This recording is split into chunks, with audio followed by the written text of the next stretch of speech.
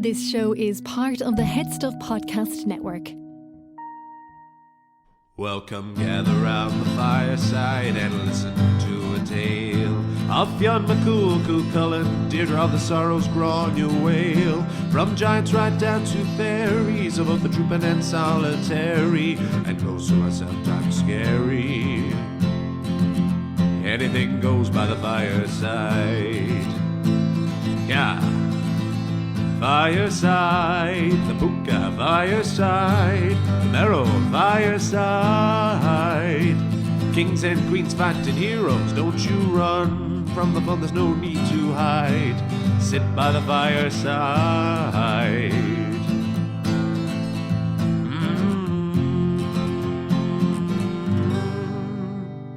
Fireside.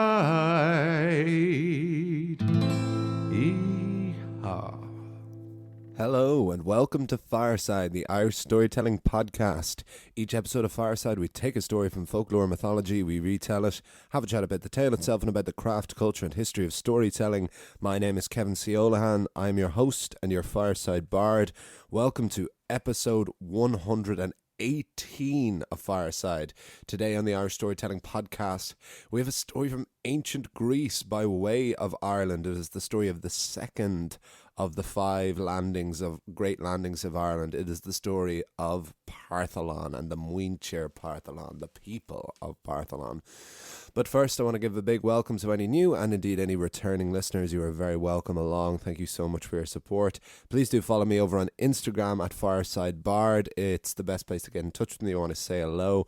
If you want to hit up some of my some of the poetry that I've been uploading recently, it's proven itself to be a lovely outlet for that, as well as a different avenue to draw more people to the podcast and just share another side of my artistic work.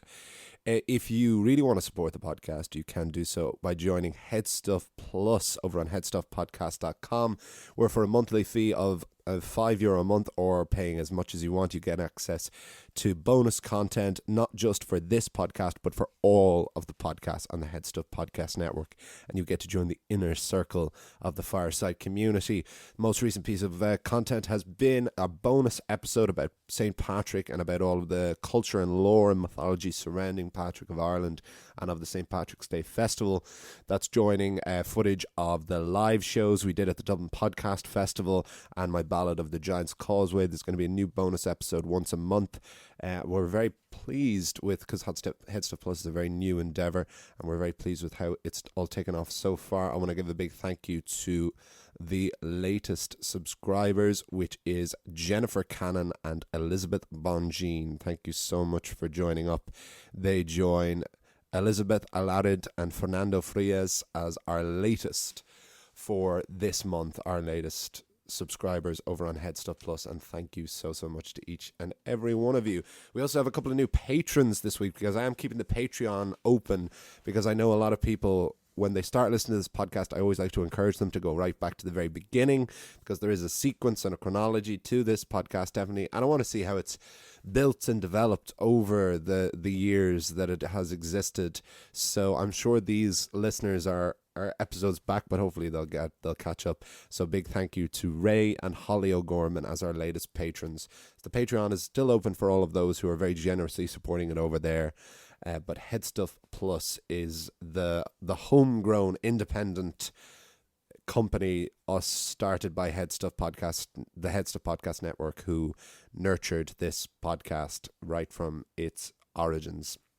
So thank you very much.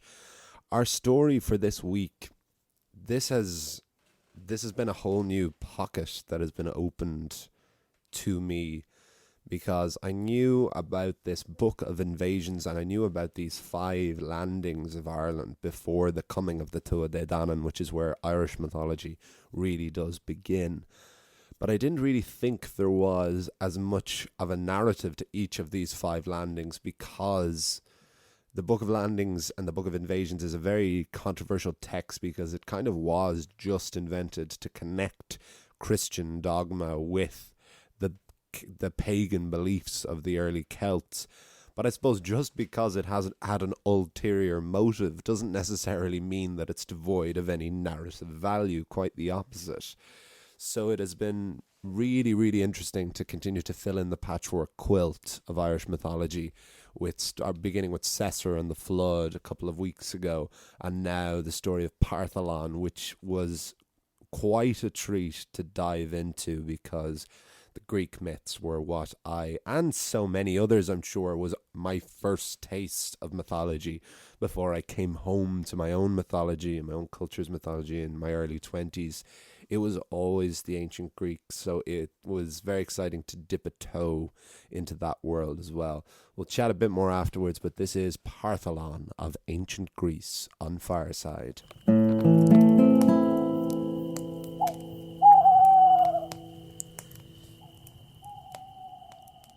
Parthalon of ancient Greece.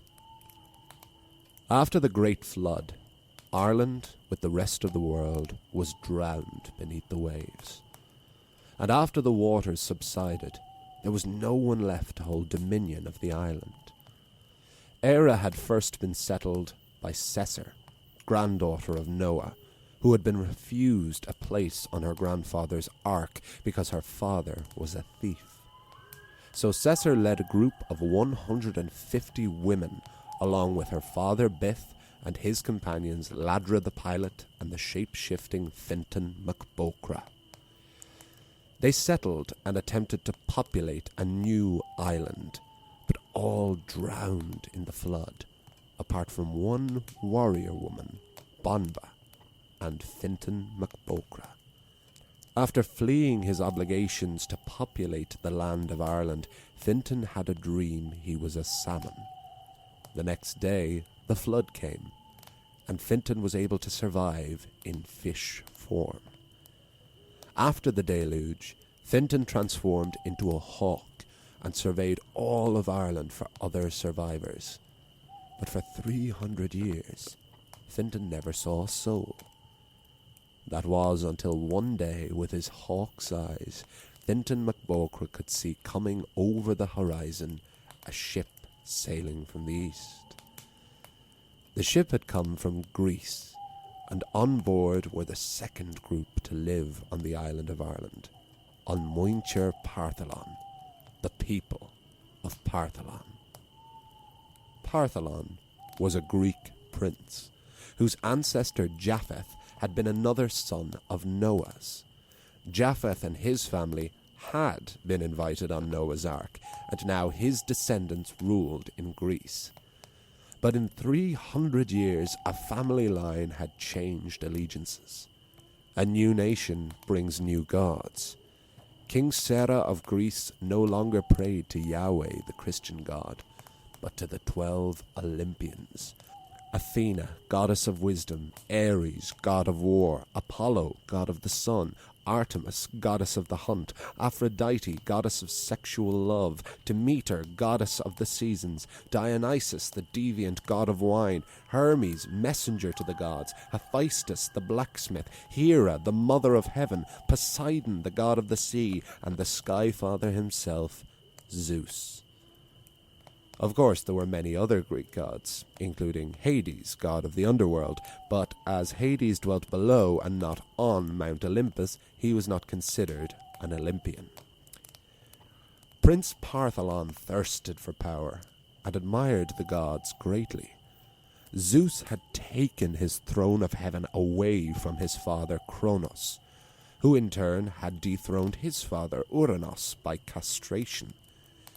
So Parthalon began to think that the only way to achieve and maintain power was not by succession or inheritance, but by parental regicide. And that's what happened. Late at night, Prince Parthalon crept into his father's bedchamber and, like an ancient Greek Macbeth, stabbed the king to death. To Parthalon's great surprise, he was not praised and coronated as his father's successor, but rather accused of needlessly murdering the king in cold blood. Parthalon claimed to have been driven mad by Hera, sister wife of the cloud gatherer. Hera was known for this carry-on, to be fair. Of all of the Olympians, she was easily one of, if not the most dangerous. For while Zeus ruled the heavens, Hera ruled Zeus. Power was often associated with Hera, for that is what she offered the mortals who prayed to her. When Athena, Aphrodite, and Hera were in competition to see which of them was the greatest, Zeus was too afraid to answer. So he sent them to ask a young shepherd boy named Paris. Paris was offered 3 gifts: wisdom by Athena, love by Aphrodite, or power by Hera. The foolish young boy was powerless to resist choosing love. And that love was Helen of Troy. That love would bring about the end of the greatest city the world would ever know. But that is definitely another story. Whether he was driven power-mad by Hera was irrelevant. Parthalon had still murdered his own father, and his king to boot. The prince was banished from the kingdom, and was cursed to bring ruin to whoever followed him. With Parthalon were his wife, Delgnat, their 3 sons, Slanga, Rudrig, and Lailina, the sons' wives, Nerba, Kikba, and Kerbnad, and 1,000 other followers. They left Greece and sailed round Sicily and Iberia until coming from the Adriatic through the Mediterranean and into the Atlantic Ocean. There they spied a tiny, wet, windy island that looked totally uninhabited. This, of course, was Ireland. Parthalon and his followers landed at Kenmare Strand in County Kerry, not 1,000,000 miles away from where Cessar and her followers had landed after the flood. When Parthalon landed, Ireland consisted of just one open plain, 3 lakes and 9 rivers. The Parthalonians cleared 4 more plains, and 7 more lakes burst from the ground. Alongside spontaneous lake summoning, they also introduced cattle husbandry, ploughing, cooking, dwellings, and trade. After 10 years in Ireland, a hawk came down from the sky towards Parthalon. The bird of prey transformed before the king's eyes into an old man. "My name is Fintan MacBocra, and I was the first man on this island. I am all that remains of my people. I have come to serve as your advisor and bring a warning." Parthalon was understandably suspicious of this bird person. "And why should I trust a word from you? Why do I need a bird advisor?" "It is exactly for this reason why you should trust me. Not only can I become a hawk, but also a salmon and many other animal forms. I know every inch of this island by land, sky, and sea. And it is the sea that you need to fear today." Parthalon considered this. "What is your warning?" Fintan MacBocra told the king of a remote place off the very northwest coast of the island called Tory Island. He said there were another race, a race of creatures from the sea, giants to some, monsters to others, people to themselves, and these people from beneath the sea were called Fomorians. They had emerged from the flood and had existed peacefully on Tory Island for 200 years, surviving through their skill as fishermen. But the Fomorians had learned of Parthalon and his people and became threatened by the civilization they attempted to build.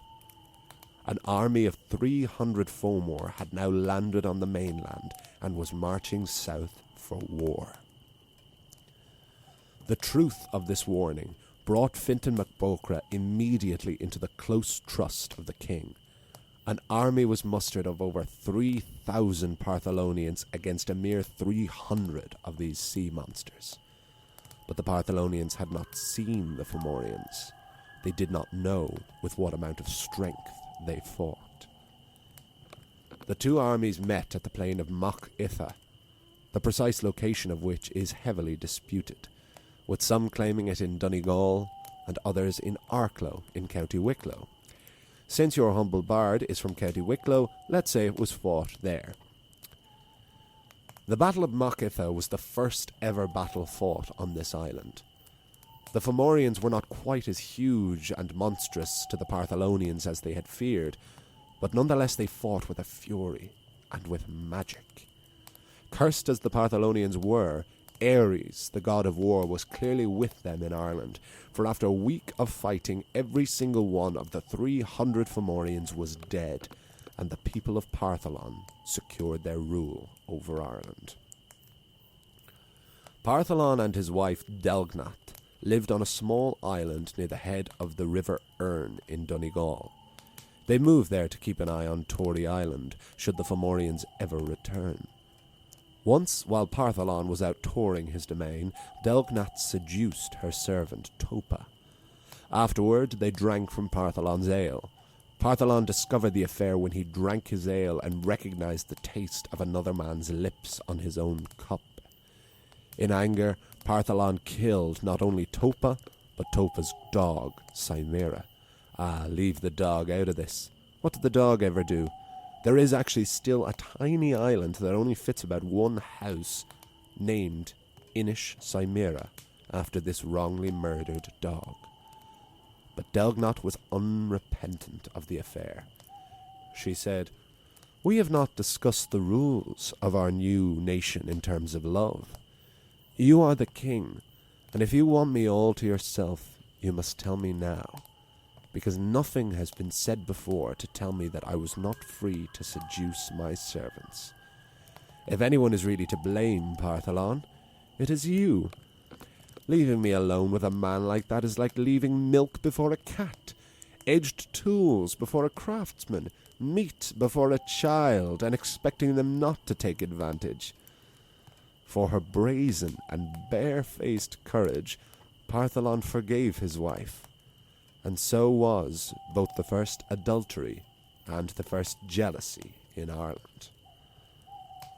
After 200 years of rule, a plague finally reached Eire. This plague had been coming since the day Parthalon had murdered his father. The plague killed the king, his wife, children, and each and every one of the Parthalonians.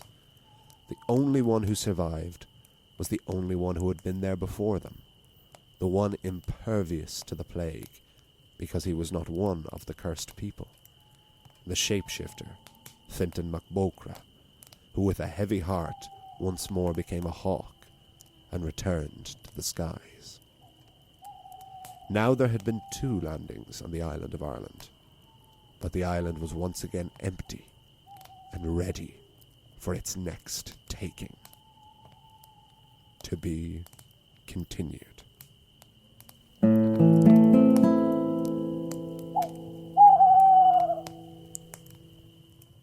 Folks, as you all know, Fireside is a proud son of the Headstuff Podcast Network, which is Ireland's largest network of independent podcasts and a loving home for the creative and indeed the curious. There are so many other podcasts I could recommend to you on the network, some of which inspired me to approach Headstuff myself.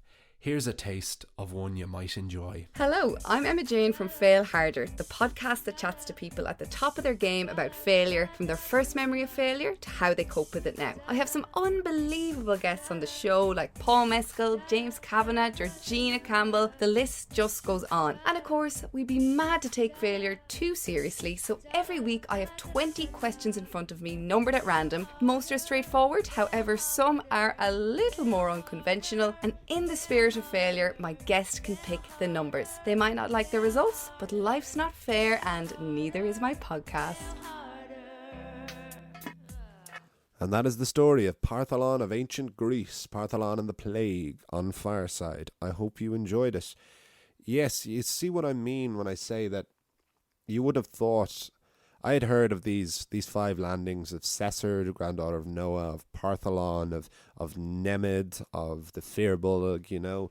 But where we went in episode 2, when we began our look at Irish mythology, way, way, way back then, we began with the Fir Bolg living on this island and with the landing of the Tuatha Dé Danann, because that is really where the 4 cycles of Irish mythology begin. Whereas these stories are from a Middle Ages text connecting Christianity to mythology. But I'm sorry I haven't looked at them before. But at the same time, I'm glad we began where we did, and because these are definitely bonus or kind of extra stories, because for the most part, this was another reason I didn't think there was much narrative to each of them, because at the end of each of these invasions, everybody dies, seemingly without consequence. So, Cessair and her people, they're all just gone, and Parthalon and all of his people are just gone. But the exception, of course, and why these stories are worth doing, if not for just their own value themselves, is Fintan Mac Bócra. Suddenly we have this shape-shifting wizard figure that has been here since the very, very beginning and went on to continue to be here. And he's one we haven't really met much. As I said in the Cessair and the Flood episode, Fintan Mac Bócra, served. He fought on the side of the Fir Bolg in the first battle of Moytura. He served on a council with Fionn McCool. He really does exist there. I'm sure he's a face or a name we're going to hear quite a lot the more we revisit, because there are still some stories, there's still some stories from the mythological cycle and certainly from the other 3 that we have plenty more to go into. So it's exciting to know we could encounter this familiar name more and more, which I think we will. I think he actually gets another full story to himself. There's a story of Fintan Mac Bócra and Achill Island, which is my favourite place in the world. So I'm going to hopefully get a good story out of that. Yeah, there's the 2 elements here. The Greek mythological element to this is mine. That's kind of what I've added. Parthalon, coming from ancient Greece, does seem to be slightly arbitrary for the sake of the story, because he is just spoken of as another descendant of Noah. It's still connecting it very much with Cessair and the Flood. But I couldn't resist, if it is set in ancient Greece, to contextualize it as ancient Greece. And so to name drop all over the place the names of the 12 Olympians. But where I thought it quite tied nicely is that Parthalon does kill his father, which does feel very biblical in tying him with Cessair and the Flood. But it also ties way more into the context of Greek mythology, because, like I said, Kronos killed his father. Zeus took his power from his father. He didn't kill Kronos, but he took his power from him. So there was this idea of, dethroning your father in ancient Greece, and that is what led Zeus to rule the heavens, and why Zeus was always then very protective of his power. So I really liked the idea of Parthalon taking this kind of an inspiration and it totally backfiring on him and him being banished from Greece forever and sailing with his people to this tiny, windy, rainy island. And then we get our first meeting of the Fomorians. We understand where the Fomorians first came, because when we meet the Fomorians, which is before the second battle of Moytura, when Brez sails over, realizing that he is half Fomorian, to fight a battle against the Tuatha Dé Danann, we are told that the Fomorians did used to have rule over Ireland, but that isn't a story we had encountered yet. And now we realize that if Ireland was submerged beneath the waves after the Great Flood, that would stand to reason why a group of sea creatures, and Fomorian means from beneath the sea. There are various different descriptions of the Fomorians. Some say they have one arm, one leg. A lot of say they have only one eye. Sometimes they're giants, sometimes they're people. You can picture them covered in seaweed. You can picture as normal guys, because naturally to their enemies, they're going to seem more and more monstrous. But I do get the impression, the more we meet the Fomorians, that they are people, definitely.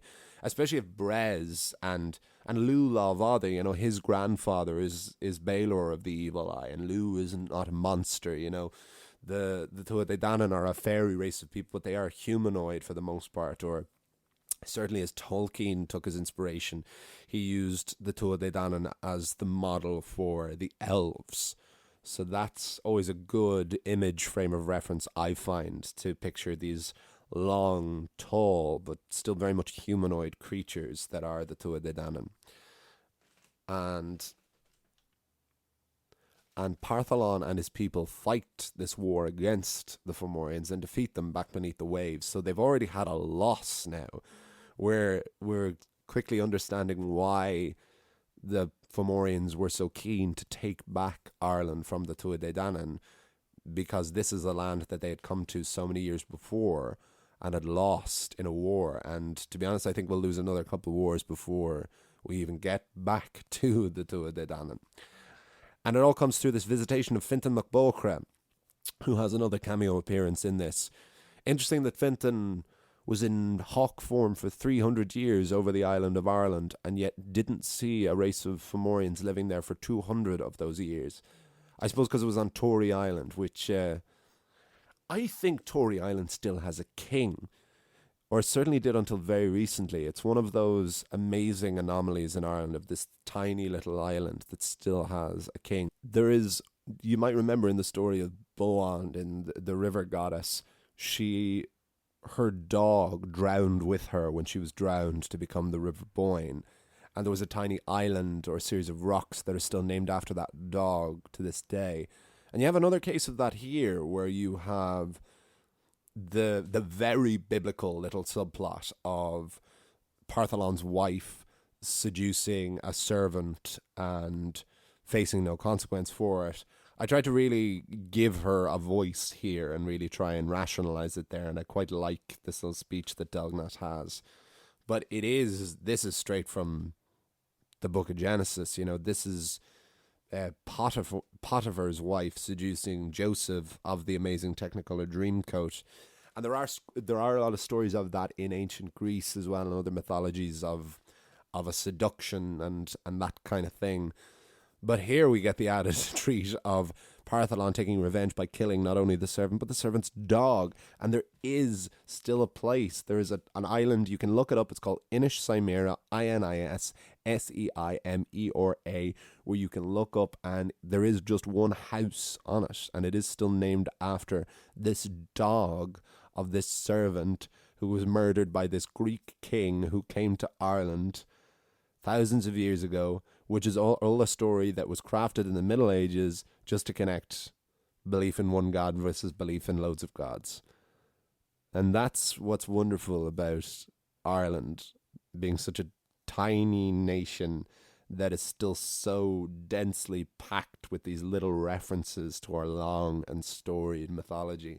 I'm sure that's the case in so many countries, you know, but Ireland's where I'm from, Ireland's where my frame of reference is too, and it is such a particularly small island for such a rich mythology, you know, and that's why I love reading stories like this that spread that arm longer, you know, that we have been touching ancient Greece and we touched ancient Egypt, and it all just continues to fill out the world of it. But with that, I'm going to wrap things up. I hope you enjoyed the story of Parthalon of ancient Greece. Yes, we've two landings down, and is it 2 more to go, 3 more to go? I think the Tuatha Dé Danann were the 5th, so I think we've the Numidians and the Firbolg. We might see that there's other stories in between. Yeah, I do think there might be another Fintan mac Bóchra story in there as well.